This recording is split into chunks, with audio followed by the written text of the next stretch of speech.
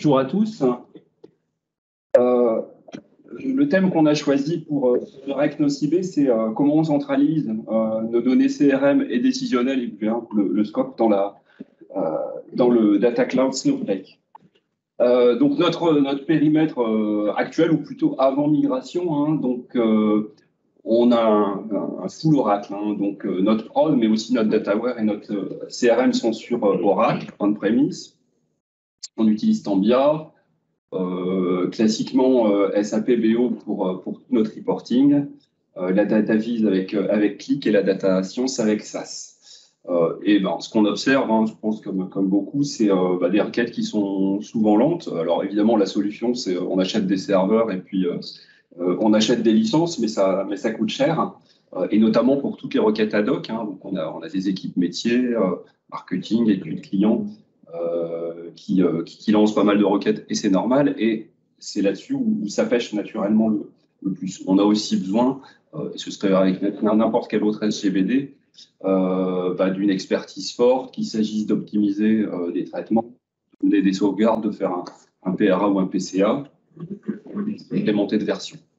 Petit point particulier aussi, mais là qui est plus historique, notre CRM va chercher de l'info à la fois en prod, mais aussi dans le DataWare, alors ce qui est un peu une problématique qu'on a essayé de traiter en même temps. Pardon.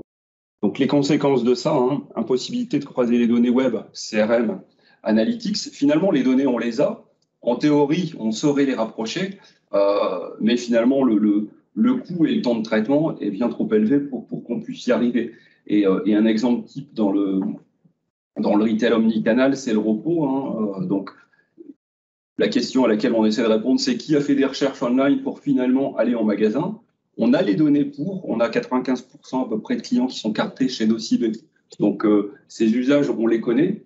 Simplement, on est incapable facilement, et je dirais un peu au quotidien, de mener ce genre d'analyse. Ça va être des analyses ad hoc et qui vont prendre des temps de traitement suffisamment importants, donc des choses qu'on fait assez rarement pour des études ponctuelles, mais jamais de quotidien.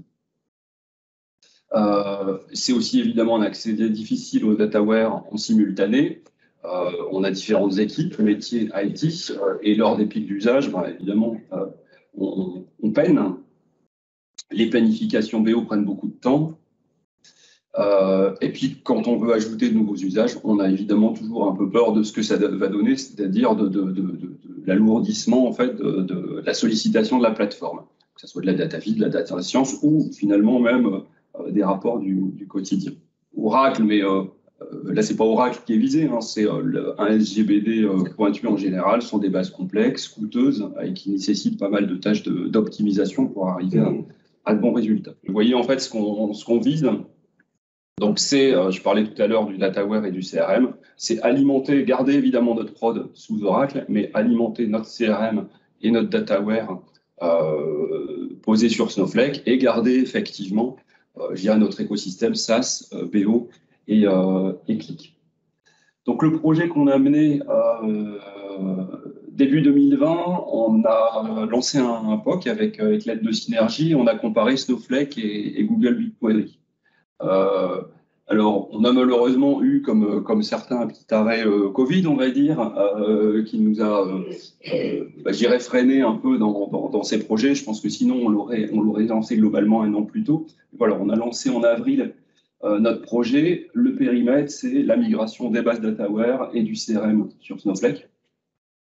Alors, les principes qu'on a choisis, et c'était un parti pris pour avoir en fait les meilleurs délais de mise en œuvre, c'est finalement faire un peu du 1 pour 1. Donc, on alimente en double Snowflake, mais toujours Oracle, et on supprimera les bases Oracle à l'issue du projet. Et c'est une migration 1 pour 1, c'est-à-dire qu'on ne volontairement ne profite pas de cette migration pour se dire tiens, il faudrait faire un redesign de tel ou tel DataWare ou des bases CRM. C'est vraiment un parti pris. Notre objectif, ça c'est la petite exception. On a quand même fait des designs des traitements CRM, plus par rapport à la problématique que j'évoquais d'alimentation du CRM depuis le DataWare. Mais ça, c'est, je dirais, un sujet particulier qui nous est propre et qui ne se décline pas naturellement chez d'autres clients potentiels.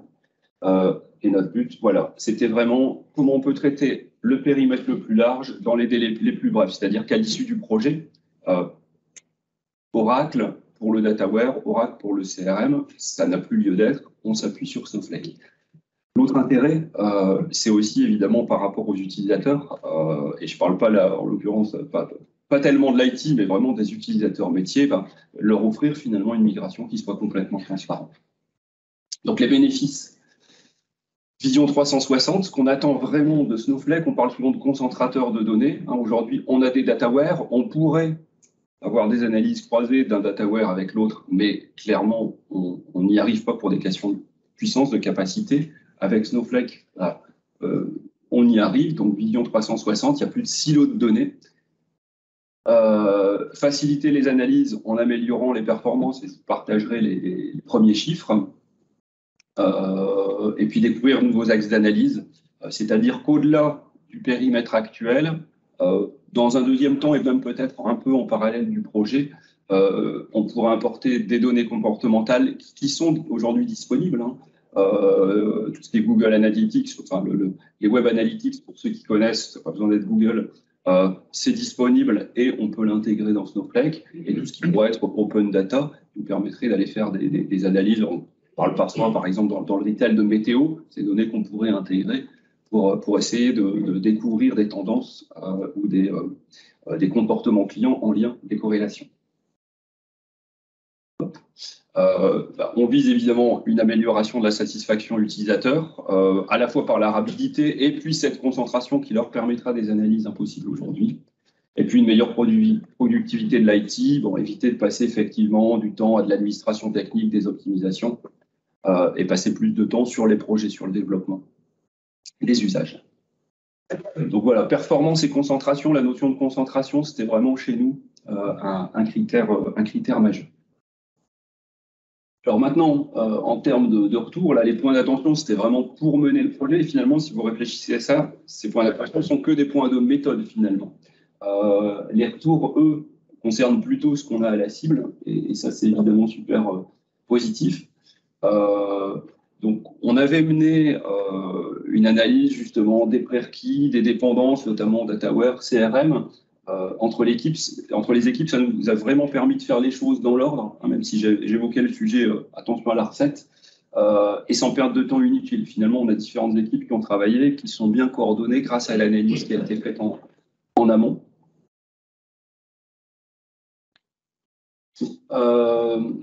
Le fait de ne pas faire un redesign, ça facilite grandement la recette, même si j'ai évoqué une certaine charge. Ce serait sans commune mesure si on avait choisi un redesign. Et ça, encore une fois, c'était un parti pris, on l'a jamais regretté, parce qu'aujourd'hui, effectivement, on fait des comparaisons un pour un, et je vous passe aussi le fait que finalement, on doit pouvoir voir tous les tableaux de bord, notamment les tableaux de bord utilisateurs. Donc là, aujourd'hui, comparaison un pour un, on prend nos tables Snowflake, on fait une recopie des tables Oracle dans Snowflake, et puis on fait la comparaison. Donc même si elle reste un peu complexe, je parlais de certains formats, c'est la méthode la plus rapide. Et retour aussi, finalement, sur les perfs. Aujourd'hui, l'alimentation du DataWare Snowflake depuis la prod est un peu plus rapide que l'alimentation du DataWare Oracle, mais ce n'est pas le point de différenciation principal, c'est surtout le deuxième. Là, en production, la constitution de nos premiers agrégats sur le DataWare concerné, donc qui sont entièrement réalisés en Snowflake, vont entre 10 et 30 fois plus vite que précédemment. Et sur le POC, j'insiste, là c'était le POC et on attendra évidemment voir si on l'observe, je dirais, quelque part en production, mais on a effectivement parfois été jusqu'à des temps de traitement 100 fois plus rapides à ce moment-là. On a aussi en fait la production de nos tableaux de bord qui gagnent un peu de temps. On a des ratios qui peuvent être quand même 2, 3 jusqu'à 10 fois plus rapides, et ça aussi c'est évidemment notable. Et évidemment, des réponses à des besoins métiers jusqu'à l'heure impossible, c'est ce que j'évoquais en introduction. Voilà. Merci Gauthier. Alors, si vous avez des questions, c'est maintenant, vous n'hésitez pas. Et si vous avez des questions côté distanciel, n'hésitez pas non plus, il y a le chat. Vas-y, François, je t'écoute. Vous avez fait un point entre Snowflake et BigQuery. Et qu'est-ce qui a fait pencher il n'a pas parlé d'un côté ou de l'autre? Alors BigQuery, ça aurait fait le job, clairement. Mais à un moment, Snowflake, l'intégration était plus simple. Sur un certain nombre de cas d'usage particuliers, par exemple d'intégration de données externes, c'était plus simple. Le connecteur marchait super bien, connecteur Stambia, là, en l'occurrence. Donc voilà, encore une fois, qui n'avait pas existé, je pense qu'on serait passé à BigQuery, qu'on n'aurait pas forcément été mécontent. Mais voilà, il y avait ce truc en plus. Moi, j'étais sensible aussi. J'en ai pas parlé, mais parce que le sujet reste quand même devant nous, c'est-à-dire on l'a traité en théorie, mais la pratique, elle sera devant nous, c'est la maîtrise de coûts, des coûts quand on parle de cloud. Et là aussi, vis-à-vis de Snowflake, on sentait, enfin, je ressentais une capacité à caper à un moment un certain nombre de choses pour évidemment éviter que les coûts partent dans tous les sens, qu'on ne retrouvait pas dans la même mesure sur BigQuery. J'aurais deux petites questions. Est-ce que vous avez conservé la prod en Oracle parce que vous faisiez une migration one-to-one et le next step, ça sera tout passé en Snowflake en gros, pourquoi est-ce que vous avez gardé Oracle? Alors, ma vision, et Yvan, tu peux compléter, ou Synergie, c'est que Snowflake, je pense qu'il faut le réserver à la data, mais pas à la data de prod qui sert aux applicatifs. D'accord? Donc, pour le dataware, c'est évident. Pour le CRM, ça fait complètement sens aussi.